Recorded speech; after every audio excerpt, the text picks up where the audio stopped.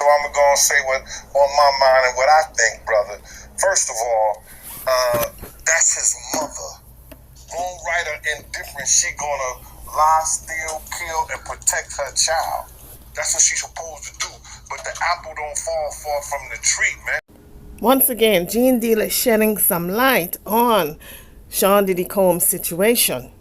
You gotta realize that, he didn't get all this from his daddy, because he didn't know his daddy, even though they try to say his daddy was some big-time drug dealer in the whole 9 yards. You understand? He didn't get this from his daddy. You gotta realize, man, his mother had a modeling agency, and it was alleged that it was also ladies of the night, a prostitution ring too.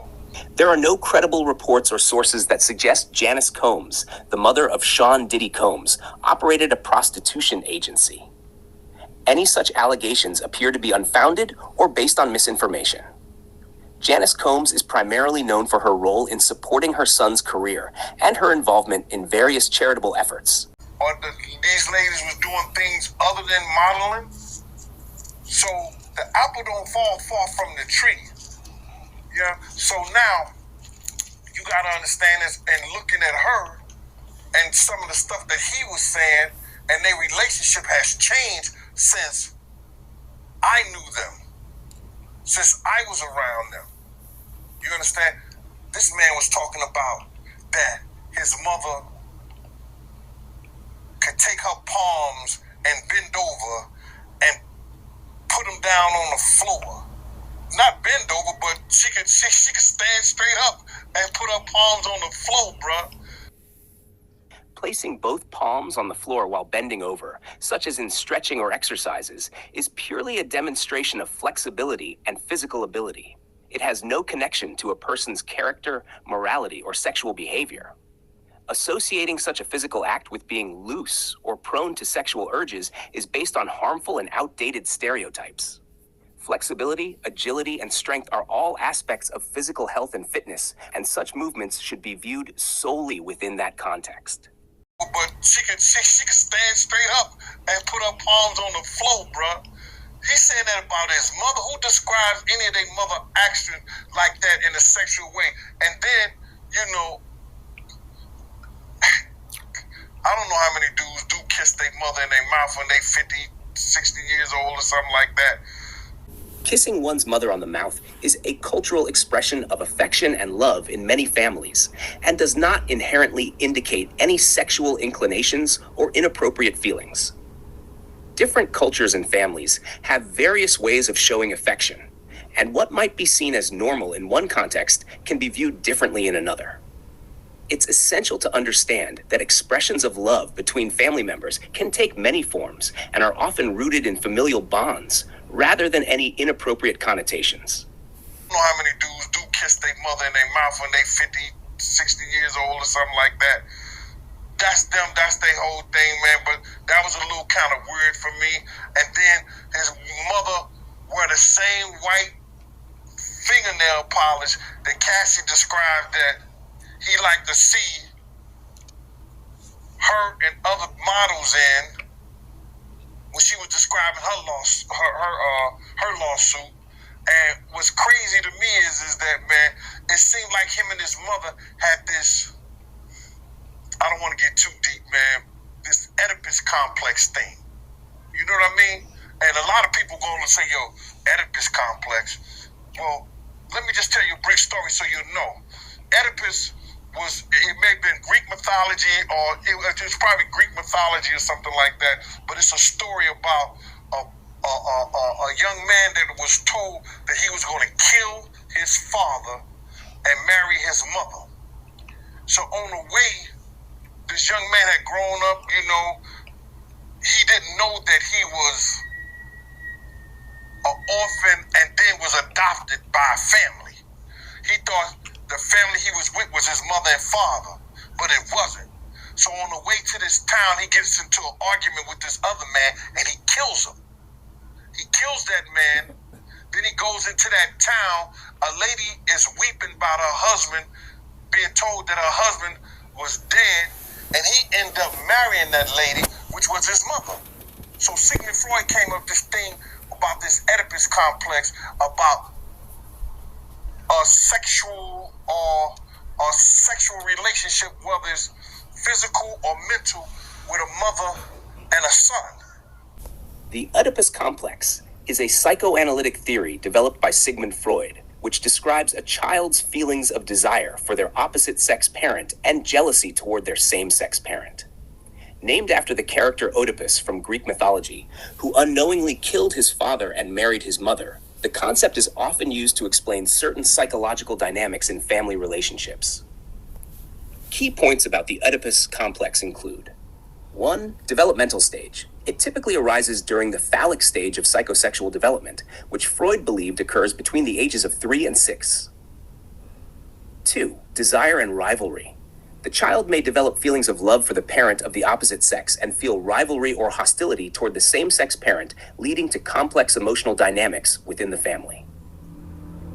Resolution. Freud suggested that resolving the Oedipus complex is crucial for the development of a mature sexual identity and for the child to adopt the same-sex parent's values and morals. 4. Criticism and debate. The Oedipus complex has been both influential and controversial. Many psychologists and scholars question its validity and relevance in understanding human behavior and development, suggesting that it may not universally apply across different cultures or family structures. In modern psychology, the concept is often discussed in the context of broader theories of familial relationships and attachment, rather than being treated as a literal framework. So, I'm looking at his mother and him on the couch, and both of them are getting IVs after one of the Diddy parties. Perhaps his mother just wanted additional fluids in her body for dehydration, let's say. Maybe she wasn't drinking enough fluids and decided, okay, since the IV is here and everyone is using it, or my son is using it, let me use it also because I did not drink enough water. It could be a simple and innocent case of dehydration and not that she was part of any FOs, allegedly. Yes, a person can receive an IV primarily to replenish fluids. This is often done in various situations, including 1. Dehydration. Individuals who are dehydrated due to illness, excessive sweating, or not consuming enough fluids may require IV fluids to restore hydration levels quickly and effectively. And both of them are getting IVs after one of the Diddy parties. Allegedly. I'm going to say allegedly because I wasn't there and I didn't know. But they showed them both getting IVs on the couch. So my whole thing about this thing is that I'm not saying that she was ever at a freak off. She was ever at that type of party. But you can't tell me Miss Janice Combs, who was always at the regular parties, didn't know nothing about the freak off parties. This is the same dude, bruh, that used to disrespect his mother. So I seen the love now that they had for each other only on film and camera. You know, on the YouTube or Instagram or wherever they were showing it and stuff like that. But this the same guy that Kirk Burroughs once told me he slapped his mother. And I told everybody, had I known he slapped his mother after I told Kirk Burroughs, Kirk told me after I straightened his ass out for cussing his mama out. His mother came in the limousine and he was on the phone and she said, yo, why don't you tell these people like that? And he just cussed her clean out like on some, didn't I tell you to stay out of my motherfucking business? And I was like, yo, I was shocked. She didn't say nothing. I said to him, I said, yo, boy, let me tell you something. If you ever cuss your mama again, I'm going to beat the shit out you. You ain't going to bring nothing but bad luck to us treating your mama like that. So I guess he ain't treating his mama like that no more.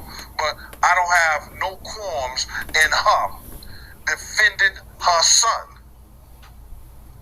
I don't have no qualms in her defending her son. You got to understand that, man. Miss Janice Combs been around for a long time, and she's a trendsetter.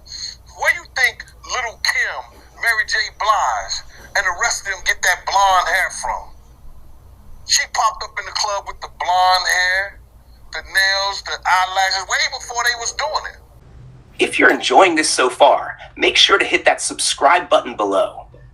We've got plenty more great content coming up, so don't miss out. Let's keep going. You know, people used to think that she was Lil' Kim's mama, or Lil' Kim was trying to be her daughter, because they used to say they look alike.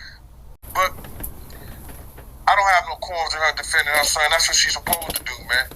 And if she didn't, I would look different at her.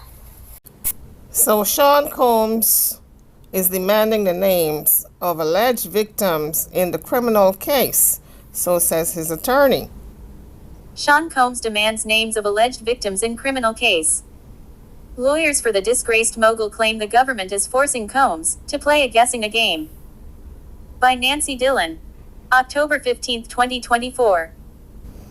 Lawyers for Sean Diddy Combs say prosecutors are unfairly withholding the names of the alleged victims in his racketeering and sex trafficking case now underway in federal court in Manhattan.